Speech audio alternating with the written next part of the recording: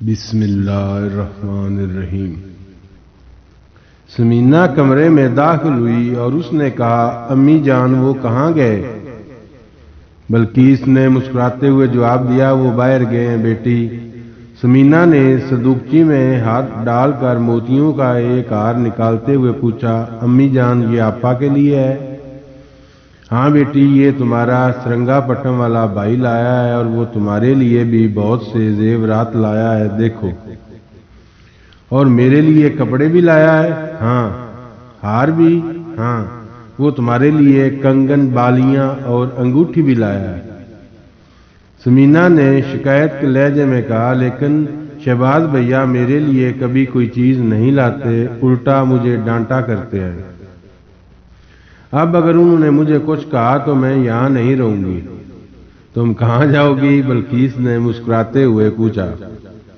میں سرنگا پٹم چلی جاؤں گی۔ یہ کہتے ہوئے سمینہ نے موتیوں کا ہار اپنے گلے میں ڈال لیا۔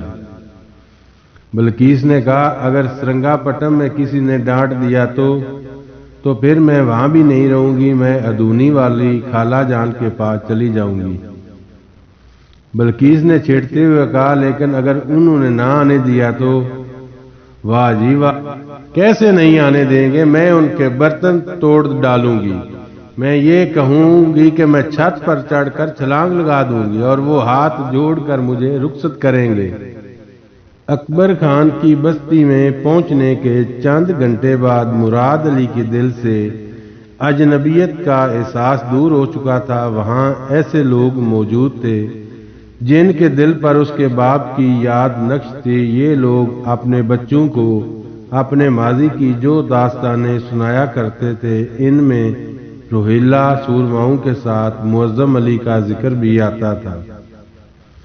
اس کی شکل و صورت اور اس کی جرأت مردانگی ان لوگوں کی کہانیوں اور گیتوں کا مستقل موضوع بن چکی تھی، اور جب انہوں نے اکبر خان کی زبانی اس کی شہادت کی خبر سنی تھی تو انہوں نے یہ محسوس کیا کہ ان کا ایک عزیز ترین دوست دنیا سے رخصت ہو گیا۔ ان لوگوں کے لیے معظم علی کے بیٹے کی آمد کوئی معمولی بات نہ تھی۔ جو جوان بچے اور بوڑھے مراد علی کے راستے میں آنکھیں بچھاتے تھے، وہ گھر سے باہر نکلتا تو عقیدت مندوں کا ایک ہجوم اس کے گرد جمع ہو جاتا۔ جن لوگوں نے اپنی آنکھوں سے اس کے باپ کو دیکھا تھا، وہ کہتے تھے کہ اس کی صورت اور اس کی چال، اس کی گفتگو اپنے باپ جیسی ہے۔ اکبر خان کا بیٹا شہباز خان اس کے ساتھ پہلی ملاقات میں ہی بے تکلف ہو چکا تھا۔ وہ ایک قوی ہیکل اور خوش وضع نوجوان تھا، اور سردار کا بیٹا ہونے کے باعث اسے قبیلے کے لوگوں میں ایک امتیازی حیثیت حاصل تھی۔ آس پاس کی تمام بستیوں میں وہ ایک بہترین سوار اور نشانہ باز مانا جاتا تھا، لیکن اس کی یہ خوبیاں مراد علی کو متاثر کرنے کے لیے کافی نہیں تھیں۔ وہ پہلی ملاقات میں ہی اپنی ذہانت اور تعلیمی قابلیت کا اس پر کوئی اچھا اثر نہ ڈال سکا۔ اس نے مراد علی سے متعارف ہوتے ہی پہلے اسے مکان کے مردانہ حصے میں وہ کمرہ دکھایا جہاں اس نے اپنے شکار کیے ہوئے شیروں اور چیتوں کی کھالیں جمع کر رکھی تھیں۔ پھر اچھی نسل کے گھوڑوں کے متعلق بات چال نکلی اور وہ اسے اپنے استبل میں لے گیا، لیکن تھوڑی دیر بعد جب گاؤں کے لوگ مراد علی کی طرف متوجہ ہونے لگے تو شہباز کو احساس برتری آہستہ آہستہ کم ہونے لگا۔ اگلے دن مراد علی بستی کی ہر محفل کا موضوع بن چکا تھا۔ عام حالات میں شہباز خان کو اپنے ایک مہمان کی آؤ بھگت پر خوش ہونا چاہیے تھا، لیکن اسے اپنی چھوٹی سی سلطنت میں کسی اور بادشاہ کی مداخلت پسند نہ تھی۔ ایک اچھا سوار، ایک بہترین نشانہ باز، ایک نڈر شکاری اور ایک کامیاب ذمہ دار ہونے کے علاوہ اس کی زندگی کا سب سے بڑا اطمینان یہ تھا کہ قبیلے میں اپنے باپ کے بعد اسے انتہائی عزت اور احترام کی نظر سے دیکھا جاتا ہے۔ لیکن اب وہ یہ محسوس کر رہا تھا کہ یہ کم سن لڑکا اس بستی میں پاؤں رکھتے ہی ہر محفل کا چراغ بن چکا ہے۔ اسے زیادہ الجھن اس وقت ہوئی جب مراد علی شیخ فخر الدین کے ساتھ میسور، دکن، پونا اور کرناٹک کے سیاسی حالات پر بحث کر رہا تھا۔ اس کا باپ بھی انتہائی انہماک سے اس کی باتیں سن رہا تھا۔ اس محفل کے برخاست ہونے کے بعد جب اسے تنہائی میں مراد علی سے باتیں کرنے کا موقع ملا تو اس نے کہا، مراد تم بہت خوش قسمت ہو کہ اس عمر میں اتنا کچھ سیکھ چکے ہو۔ مجھے افسوس ہے کہ میری تعلیم بالکل ادھوری رہ گئی۔ مجھے صرف گاؤں کے مولوی نے چند کتابیں پڑھائی تھیں۔ امی جان مجھے حیدرآباد بھیجنا چاہتی تھیں لیکن میں گھر چھوڑنے کے لیے تیار نہ تھا۔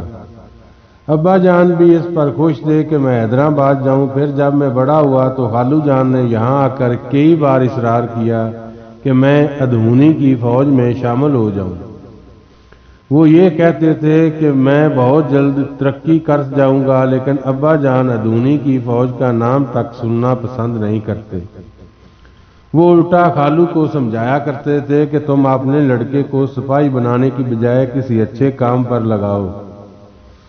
اب میرے خالو کا لڑکا ہاشم بیگ 200 سواروں کا سردار بن چکا ہے اور میں یہی ہوں۔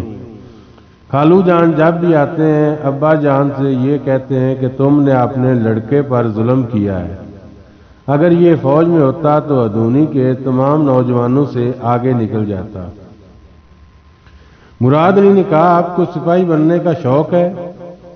شہباز نے جواب دیا، مجھے گھوڑا دوڑانے اور شکار کھیلنے کے سوا کسی چیز کا شوق نہیں، لیکن ادھونی سے جب بھی ہمارا کوئی رشتہ دار آتا تو وہ پہلا سوال یہی پوچھتا کہ تم فوج میں بھرتی کیوں نہیں ہوتے؟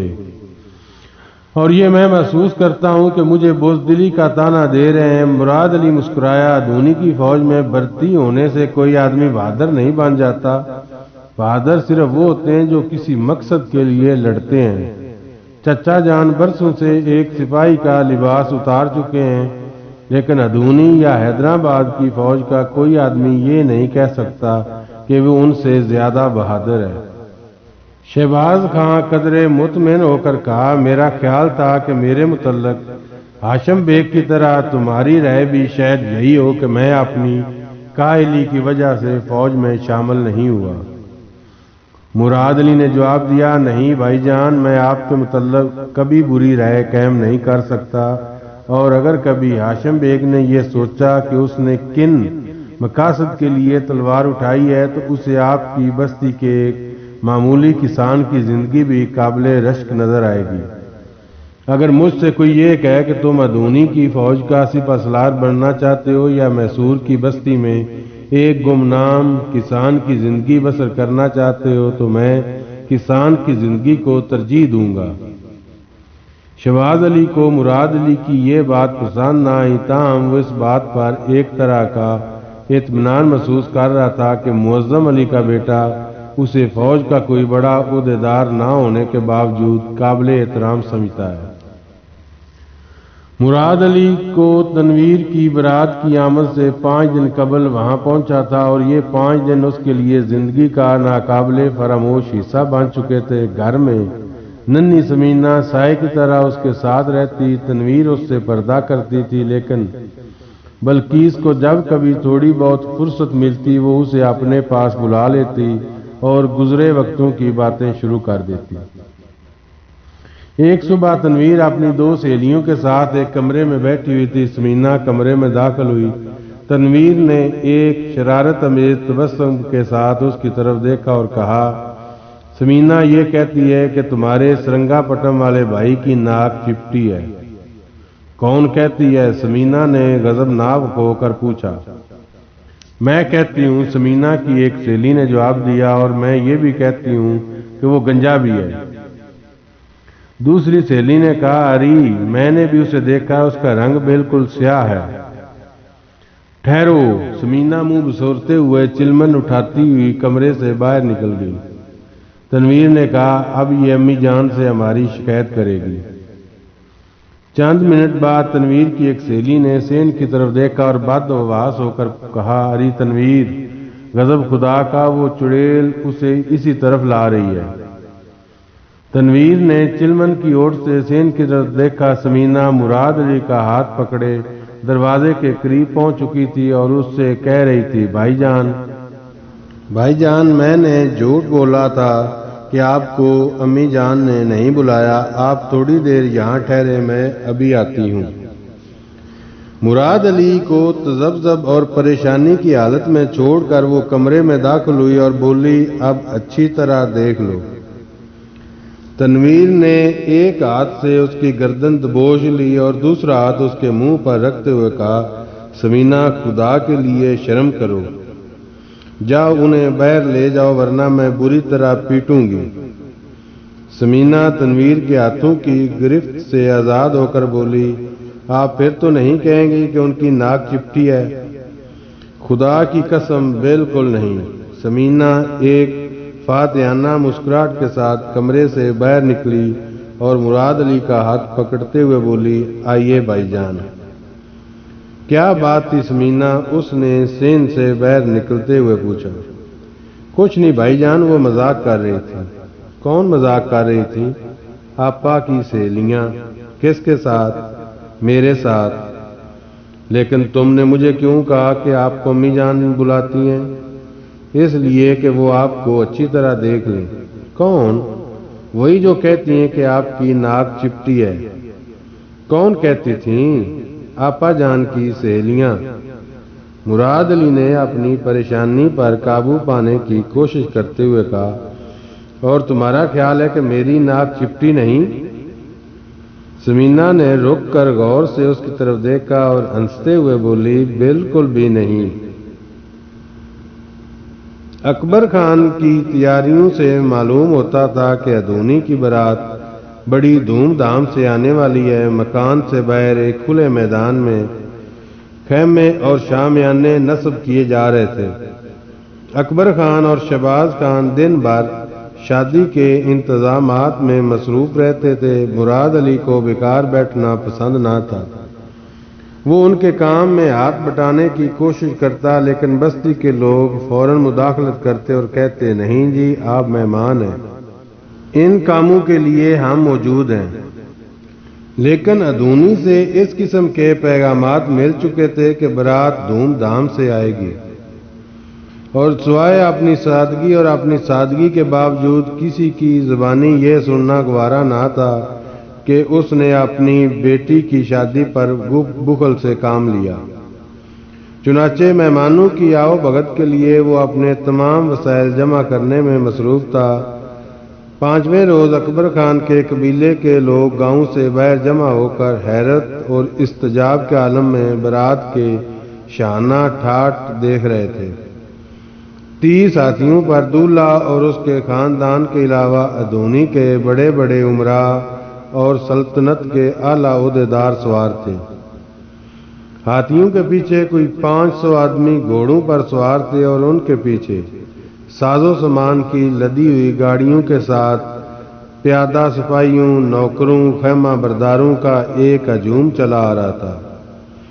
بارات کے ساتھ کئی طائفے شہنائیاں بجا رہے تھے اور وہ آتش بازوں کا ایک گروہ گولے اور ہوائیاں چھوڑ رہا تھا۔ مہمانوں کی مجموعی تعداد 1000 کے قریب تھی، لیکن اکبر خان نے قریباً 2000 مہمانوں کے قیام و طعام کا بندوبست کر رکھا تھا۔ مراد علی کو یہ معلوم تھا کہ دولہا کا باپ ادونی کے حکمران خاندان سے تعلق رکھتا ہے اور اس کے لیے بارات کی شان و شوکت غیر متوقع نہ تھی۔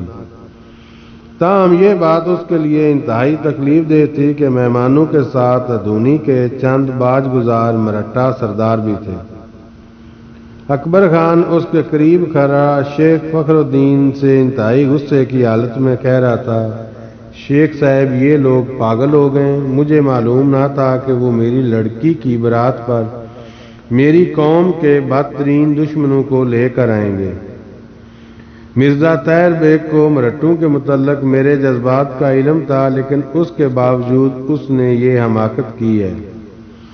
اور شیخ فخر الدین اسے سمجھا رہا تھا، بیٹا تم نے ادونی کے شاہی خاندان سے رشتہ جوڑا ہے اور یہ لوگ ادونی کے باج گزار ہیں۔ اگر تم طاہر بیگ کو پیغام بھیج دیتے تو وہ یقیناً تمہارے جذبات کا احترام کرتا، لیکن اب تمہیں حوصلے سے کام لینا چاہیے۔ براتی اپنے گھوڑوں اور ہاتھیوں سے اتر کر وسیع شامیانے کے نیچے جمع ہو رہے تھے اور گاؤں کے لوگ ان کے گھوڑے اور ہاتھی سنبھالنے میں مصروف تھے۔ رات کے وقت کھانا کھلانے کے بعد مہمانوں کو ان کی حیثیت کے مطابق مختلف خیموں میں جگہ دی گئی۔ دولہا اور اس کے خاندان کے بعد افراد اور ادونی کے چند معززین کو مکان کے مردانہ حصے میں ٹھہرایا گیا۔ مراد علی دیر تک مہمانوں کی خاطر تواضع میں مصروف رہا۔ بالآخر شامیانے کے نیچے پڑی ہوئی ایک چارپائی پر لیٹ گیا۔ اچانک اسے شہباز خان کی آواز سنائی دی، مراد علی، مراد علی، اور اس نے جلدی سے اٹھ کر کہا، بھائی جان میں یہاں ہوں، کیا بات ہے؟ شہباز اس کے قریب آ کر کہا، آپ یہاں کیا کر رہے ہیں؟ چلیے، آپ کو ابا جان بلا رہے ہیں۔ مراد علی اس کے ساتھ چل دیا اور تھوڑی دیر بعد مکان کے مردانہ حصے کے ایک کمرے میں داخل ہوا۔ کمرے کے اندر شیخ فخر الدین بستر پر لیٹا ہوا تھا اور اکبر خان اس کے قریب دوسری چارپائی پر بیٹھا باتیں کر رہا تھا۔ اس نے مراد علی کو دیکھتے ہوئے کہا، بیٹا تم کہاں چلے گئے تھے؟ چچا جان میں باہر شامیانے کے نیچے لیٹ گیا تھا۔ اکبر خان نے کہا، تمہارا خیال ہے آج میرے گھر کے اندر تمہارے لیے کوئی جگہ نہیں؟ نہیں چچا جان، میرا خیال تھا کہ یہاں صرف مہمانوں کو ٹھہرنا چاہیے۔ میرے نزدیک کوئی مہمان تم سے بہتر نہیں، تم یہاں آرام کرو۔ مراد علی کچھ کہے بغیر ایک بستر پر لیٹ گیا۔ اگلے روز اکبر خان کے گاؤں میں ایک میلے سا سامان تھا۔ مہمانوں کا ایک گروہ شامیانے کے نیچے جمع ہو کر قوالی سن رہا تھا۔ بعض مہمان اپنے خیموں کے اندر بیٹھے گپیں ہانک رہے تھے اور بعض کھلے میدان میں جمع ہو کر نیزہ بازی اور نشانہ بازی کے مقابلوں میں حصہ لے رہے تھے۔ دولہا اور اس کا باپ چند معززین کے ساتھ حویلی کی چار دیواری کے اندر ایک شامیانے کے نیچے بیٹھے ہوئے تھے۔ ہاشم بیگ ایک خوش وضع نوجوان تھا اور دولہا کے لباس میں ایک شہزادہ معلوم ہوتا تھا۔ اس کے دائیں طرف شیخ فخر الدین اور اکبر خان اور بائیں طرف طاہر بیگ اور اس کے خاندان کے چند عمر رسیدہ لوگ بیٹھے ہوئے تھے۔ مراد علی ہاشم بیگ کے پیچھے کرسی پر بیٹھا ہوا تھا۔ ملک کے ماضی اور حال کے واقعات پر گفتگو ہو رہی تھی اور ادونی کے سیاستدان اور فوجی افسر اپنے اپنے خیالات کا اظہار کر رہے تھے۔ کسی نے سلطان ٹیپو کا ذکر چھیڑ دیا اور مراد علی اپنے دل میں ناخوشگوار دھڑکنیں محسوس کرنے لگا۔ تھوڑی دیر بعد سلطان ٹیپو کی ذات کئی زبانوں کے زہر آلود تیروں کا ہدف بن چکی تھی۔ ادونی کے ایک سردار نے کہا، ٹیپو اس ملک کا مغرور ترین آدمی ہے۔ وہ کسی کو اپنا ہم پلہ نہیں سمجھتا۔ وہ اپنے آپ کو حضور نظام الملک سے بھی بڑا سمجھتا ہے۔ دوسرا بولا، ٹیپو اس ملک کے لیے سب سے بڑا خطرہ ہے۔ وہ ہماری تہذیب اور روایات کا بہترین دشمن ہے۔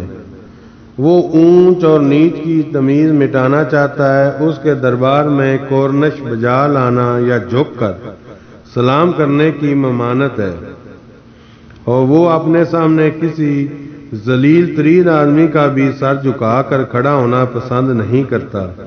وہ اسلام کی آڑ لے کر اس ملک کے شرفاء کو ذلیلوں اور بیکاریوں کے ہاتھوں ذلیل کروانا چاہتا ہے۔ میسور میں ادنا اور اعلیٰ کا ایک سطح پر لانے کا جو تجربہ اس نے شروع کیا، اس کے نتائج اس ملک کے تمام حکمرانوں کے لیے بے حد خطرناک ہوں گے۔ اس نے اپنی رعایا کے ادنا لوگوں میں ایک نیا احساس پیدا کر دیا ہے، اور وہ مجھے اندیشہ ہے کہ وہ ہمارے عوام کسی نہ کسی دن میسور کے حالات سے ضرور متاثر ہوں گے۔ ہم یا تو انہیں اپنے مساوی درجہ دینے پر مجبور ہو جائیں گے یا ہمیں اپنے حقوق کے تحفظ کے لیے ان کے ساتھ ایک تباہ کن جنگ لڑنی پڑے گی۔ ادونی کے ایک فوجی افسر نے کہا، ٹیپو جیسا بے تدبیر انسان ہمارے لیے کسی خطرے کا باعث نہیں ہو سکتا۔ اس نے ساری دنیا کے خلاف اعلان جنگ کر رکھا ہے، اور وہ جس طوفان کو مدت سے دعوت دے رہا ہے وہ بہت جلد میسور کی سرحدوں پر نمودار ہونے والا ہے۔ اس دفعہ ہم اور ہمارے انگریز اور مرہٹا اتحادی پرانی غلطیوں کا اعادہ نہیں کریں گے۔ اب ہماری پہلی منزل سرنگا پٹم ہوگی۔ ایک مرٹا سردار بولا، صاحبان، ہمیں اس کی فوجی قوت سے کوئی خطرہ نہیں، لیکن مجھے یہ ڈر ہے کہ اگر ہم نے متحد ہو کر اس کے خلاف فوراً کارروائی نہ کی تو چند سال بعد ہمیں پچھتانا پڑے گا۔ میسور کے وہ شرفاء جو اپنی خاندانی عزت اور وقار بچانے کے لیے آج ہمارا ساتھ دینے پر آمادہ ہیں، ایک ایک کر کے مغلوب ہوتے جائیں گے۔ ٹیپو جیسے بعض لوگ ایک بے تدبیر انسان سمجھتے ہیں، اپنی رعایا کی محبت خریدنا چاہتا ہے۔ اس نے عوام کی خوشنودی حاصل کرنے کے لیے ہزاروں گھرانے سرکاری زمینوں پر آباد کر دیے۔ وہ بنجر علاقے جہاں اناج کا ایک دانہ پیدا نہیں ہوتا تھا، اب لہلاتے کھیتوں اور باغوں میں تبدیل ہو رہے ہیں۔ اس نے لاکھوں انسانوں کو کنویں اور نہریں کھودنے اور سڑکیں بنانے کے کام پر لگا دیا ہے۔ اس کے لیے یہ لوگ اسے اپنا دیوتا سمجھتے ہیں۔ اگر ہم اس ہاتھ پر ہاتھ دھرے بیٹھے رہے تو وہ ایک دن دور نہیں جب ہم میسور کی فوج اور میسور کے عوام کی متحدہ قوت کا سامنا کرنا پڑے گا۔ مرزا طاہر بیگ نے اس بحث میں حصہ لیتے ہوئے کہا، جی آپ بھی یہ سمجھتے ہیں ہم ہاتھ پر ہاتھ دھرے بیٹھے رہیں گے؟ آپ ہماری تیاریوں سے بے خبر نہیں ہو سکتے۔ ہم لوگ صرف حکم کا انتظار کر رہے ہیں۔ اکبر خان بے چینی کی حالت میں کرسی پر بیٹھا بار بار پہلو بدل رہا تھا اور شیخ فخر الدین بار بار اس کے کان میں کہہ رہا تھا، نہیں بیٹا، حوصلے سے کام لو، تمہیں اس معاملے میں زبان نہیں کھولنی چاہیے۔ مراد علی کا چہرہ انگارے کی طرح سرخ ہو رہا تھا اور وہ اچانک اٹھ کر چلایا، مرزا صاحب، اگر حکم سے آپ کا مطلب انگریزوں کا حکم ہے تو مجھے یقین ہے کہ آپ کو زیادہ انتظار نہیں کرنا پڑے گا۔ مجھے افسوس ہے کہ میں اس محفل میں زبان کھول رہا ہوں۔ آپ اس شخص کے مہمان ہیں جسے میں اپنا باپ سمجھتا ہوں، لیکن آپ نے اس شخص کو موضوع بحث بنایا جسے میں صرف میسور ہی نہیں بلکہ پورے ملک کی عزت اور آزادی کا آخری محافظ سمجھتا ہوں۔ محفل پر ایک سناٹا چھا گیا۔ دھونی کے مغرور امراء حیرت، پریشانی اور اضطراب کی حالت میں اس نوجوان کی طرف دیکھ رہے تھے جس کے مونچھوں کے بال ابھی تک سیاہ نہیں ہوئے تھے۔ مراد علی کی نگاہیں ساری محفل کو دعوت مبارزت دے رہی تھیں۔ اس نے کہا، آپ کو اس بات پر اعتراض ہے کہ سلطان ٹیپو نے اپنے دربار میں کورنش بجا لانے کی رسم بند کر دی ہے۔ مجھے افسوس ہے کہ آپ نے سلطان کو صرف ان چند لوگوں کی نگاہوں سے دیکھنے کی کوشش کی ہے جنہوں نے حکومت کی کرسیوں پر بیٹھ کر صرف اپنے ہم جنسوں کو ذلیل کرنا سیکھا ہے۔ سلطان ٹیپو ایک حکمران ہے، لیکن حکمران سے کہیں زیادہ وہ اپنے آپ کو ایک انسان سمجھتا ہے اور اسے انسانیت کی تذلیل گوارا نہیں۔ اس نے زندگی کے آداب انسانیت کے اس عظیم ترین محسن سے سیکھے ہیں جس نے کالے اور گورے، ادنا اور اعلیٰ کا فرق مٹایا تھا، جس نے ایک حبشی غلام کو خاندان قریش کے دوش بدوش کھڑا کر دیا تھا۔ آپ کو یہ اعتراض ہے کہ سلطان ٹیپو ساری دنیا کے ساتھ قوت آزمائی کرنا چاہتے ہیں، لیکن آپ اس بات سے بے خبر نہیں ہو سکتے کہ اس وقت بھی ان کے ایلچی پونا اور حیدرآباد کے حکمرانوں کو امن اور صلح کا پیغام دے رہے ہیں۔ آپ کو یہ شکوہ ہے کہ وہ اپنی رعایا کے بھوکے اور ننگے انسانوں کی خوشحالی اور آسودگی کا راستہ دکھا کر ایسے معاشرے کی طرح ڈال رہا ہے جو اس ملک سے اونچ اور نیچ کا امتیاز مٹا دے گا، اور یہ آپ کے خلاف ایک سازش ہے۔ لیکن میں یہ کہتا ہوں کہ یہ انسانیت کے ان دشمنوں کی سازش کا جواب ہے جنہوں نے اس ملک کے کروڑوں انسانوں کو صدیوں تک ان کے پیدائشی حقوق سے محروم کر رکھا ہے۔ آپ کو اپنی اور اپنے انگریز اور مرٹا ساتھیوں کی فوجی قوت پر ناز ہے، لیکن میں آپ کو اس بات کا یقین دلاتا ہوں کہ اب میسور ان لوگوں کی شکارگاہ نہیں رہا جنہوں نے بھوکے، نادار اور بے بس انسانوں کو پاؤں تلے روندنا سیکھا ہے، بلکہ ان لوگوں کا دفاعی حصار ہے۔ جو عزت اور آزادی کی فضا میں سانس لینا سیکھ چکے ہیں، وہاں آپ کا مقابلہ کسی ایسے حکمران سے نہیں ہوگا جس نے اپنی رعایا کی ہڈیوں پر عشرت قدیں تعمیر کیے ہوں، بلکہ ایک ایسے حکمران سے ہوگا جو اپنے خون اور پسینے سے اپنی رعایا کی پرورش کر رہا ہے۔ میں اس ملک کے مستقبل کے متعلق کوئی پیش گوئی نہیں کر سکتا، لیکن میں یہ ضرور کہوں گا کہ سلطان ٹیپو کی فتح انسانیت کی فتح ہوگی، اور ان کی شکست حیدرآباد یا پونا کی افواج کی بجائے ان لٹیروں اور رازنوں کی فتح ہوگی جو 7 سمندر عبور کرنے کے بعد اس ملک کی عزت اور آزادی کے خلاف اعلان جنگ کر چکے ہیں۔ آج آپ لوگ سلطان ٹیپو کو اپنا دشمن سمجھتے ہیں، لیکن خدا نخواستہ اگر میسور میں ان کا پرچم سر نگوں ہوا تو وہ دن دور نہیں جب اس ملک کے تمام حکمران یہ کہیں گے کہ وہ مجاہد جس کا تاج اتار کر ہم نے انگریزوں کے قدموں میں ڈالا تھا، اس ملک کی آزادی کا آخری محافظ تھا۔ مراد علی نے اپنی تقریر ختم کی اور آہستہ آہستہ قدم اٹھاتا ہوا شامیانے سے باہر نکل آیا۔ محفل کا سکوت ٹوٹ چکا تھا اور حاضرین ایک دوسرے سے کانا پھوسی کرنے کے بعد آہستہ آہستہ بلند آواز میں احتجاج کر رہے تھے۔ یہ کون تھا؟ ٹیپو کا جاسوس یہاں کیسے آ گیا؟ اس کی زبان نوچ ڈالنی چاہیے۔ اکبر خان نے اپنی کرسی سے اٹھ کر کہا، آپ لوگ اس محفل میں اگر ٹیپو کو موضوع بحث نہ بناتے تو یہ ناخوشگوار صورت پیدا نہ ہوتی۔ مراد علی ٹیپو کا سپاہی ہے، اس کے والد اور اس کے 2 بھائی ٹیپو کے جھنڈے تلے انگریزوں کے ساتھ لڑتے ہوئے شہید ہو چکے ہیں۔ اس کے چچا اور اس کے دادا، اس کے ماموں اور اس کے نانا پلاسی کے میدان میں شہید ہوئے تھے۔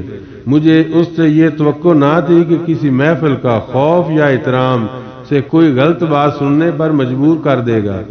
مجھے سرنگا پٹم، پونا یا حیدرآباد کی سیاست سے کوئی دلچسپی نہیں، اور آپ حضرات سے میں یہ عرض کروں گا کہ آپ لوگ یہ اپنی جنگی قابلیت کا مظاہرہ کرنے کے لیے نہیں بلکہ ایک شادی کی تقریب پر جمع ہوئے ہیں۔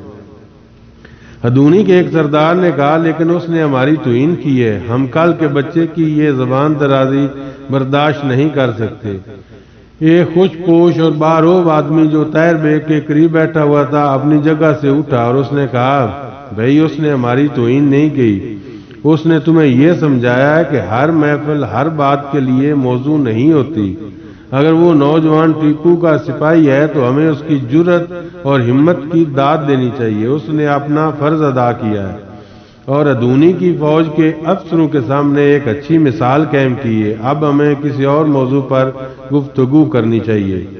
یہ میر نظام کا بھتیجا امتیاز الدولہ تھا اور اس کے الفاظ حاضرین کے لیے ایک حکم کا درجہ رکھتے تھے۔ مراد علی انتہائی اضطراب اور پریشانی کی حالت میں ڈیوڑی سے باہر کھڑا تھا۔ شہباز خان باہر نکلا اور یہ کہہ کر اس کے قریب سے گزر گیا، مراد تم نے اچھا نہیں کیا۔ مراد علی نے اپنے دل پر ایک جھٹکا محسوس کیا۔ اچانک کسی نے پیچھے سے اس کا ہاتھ پکڑتے ہوئے کہا، آپ نے آپا جان کے شادی کے خرمے نہیں کھائے؟ مراد علی نے مڑ کر دیکھا اور سمینہ نے اپنی جھولی کھول کر اس کے آگے کر دی۔ لیجئے، اس نے کہا۔ مراد علی نے مسکرانے کی کوشش کرتے ہوئے ایک خرما اٹھا لیا۔ سمینہ نے کہا، نہیں اور لیجئے، یہ سب آپ کے لیے ہیں، کچھ کھا لیجئے اور باقی سرنگا پٹم لے جائیے۔ مراد علی نے کہا، سمینہ تم انہیں اپنے پاس رکھو، جب میں یہاں سے جاؤں گا تو لے جاؤں گا۔ اکبر خان ڈیوڑی سے نمودار ہوا اور مراد علی نے محسوس کیا کہ اب اسے شاید کسی انتہائی ناخوشگوار صورتحال سے دوچار ہونا پڑے، لیکن اکبر خان اس کی توقع کے خلاف مسکرا رہا تھا۔ اس نے آگے بڑھ کر پیار سے اس کے کندھے پر ہاتھ رکھتے ہوئے کہا، مراد مجھے ڈر تھا کہ تم روٹھ گئے ہوگے، میں شہباز کو باہر نکلتے دیکھا تھا، اس نے کوئی ایسی ویسی بات تو نہیں کی؟ مراد علی کی آنکھوں سے بے اختیار آنسو امنڈ آئے۔ اس نے کہا، چچا جان میں بہت شرمسار ہوں، مجھے اپنے جذبات پر قابو رکھنا چاہیے تھا۔ اکبر خان نے اسے گلے سے لگاتے ہوئے کہا، بیٹا تم نے اپنا فرض ادا کیا ہے، اور مجھے تم پر فخر ہے، لیکن چچا جان وہ آپ کے مہمان تھے، تم نے ان کا دماغ درست کر دیے۔